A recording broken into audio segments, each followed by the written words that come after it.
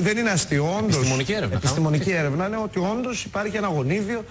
Να είναι καλά που υπάρχει αυτό το γονίδιο. Να ευχαριστούμε θερμά τα γονίδια. Να είναι καλά που προφανώς πολλαπλασιάζεται το γονίδιο. Πάντως υπάρχει και δείτε όλη την έρευνα έτσι όπως τη φτιάξαμε λίγο εμείς.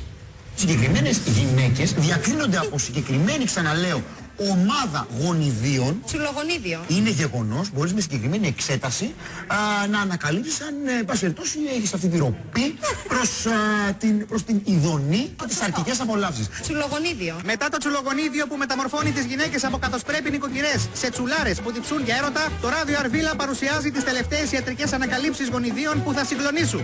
Εάν την τελευταία φορά που ευχηθήκατε χρόνια πολλά και να ζήσει σε κάποιον τον πήγαν 4, τότε έχετε τον καντεμογονίδιο. Εάν η τελευταία σας σχέση ήταν κοντά στο έπος του 40 και οι γυναίκες όταν σας βλέπουν ξεσπάνε σε χάχανα, τότε έχετε το χιλοπιτογονίδιο. Εάν οι παντόφλες σας είναι ζεστές όταν γυρίζετε σπίτι και δεν χωράτε να περάσετε ούτε κάτω από την καμάρα, τότε έχετε το κερατογονίδιο. Και η σύζυγος προφανώς το τσουλογονίδιο. Εάν φοράτε γυαλιστερά καπέλα, μανατζάρετε πορνοστάρ και η αγαπημένη σας έκφραση είναι τραγικό, τότε έχετε το παπουστογονίδιο. Εάν όλες σας οι ερωτικές στιγμές είναι καταγεγραμμένες σε DVD, πολλούνται στα περίπτερα και όταν δείτε μπουκάλι σαμπάνιας κάθεστε με τα μανίας πάνω του, τότε έχετε το πορνοτιβιτογονίδιο. Τέλος, εάν έχετε δώσει έστω και 1 ευρώ τσακιστό στο Ταμείο Στήριξης της Ελλάδος, τότε πάσχετε από το μπράβο μαλάκο γονίδιο και η περίπτωσή σας είναι ανίατη.